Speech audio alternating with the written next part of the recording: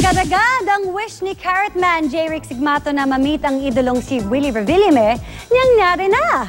Matapos malaman ng Wawa Win host na gusto siyang makilala ni J-Rick, minit niya ang binata. Sa brief encounter nila kanina dito sa GMA Network, sinabi ni Kuya Will na mag-guest siya sa kanyang show si J-Rick. Very happy naman si J-Rick na makilala finally ang kanyang idol.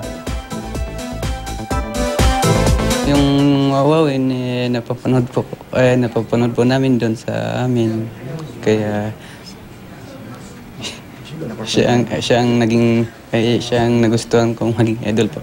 Kasi po masaya yung show niya, ganun, nagbibigay aral sa mga kabataan. At salamat akong nakilala mo. Ibig sabihin, nakakatuwa dahil umaabot yung programa na saan mang sulok ng Pilipinas at mundo na may taong nagugustuhan ng programa. Because, siyempre, nagiging inspirasyon ng programa.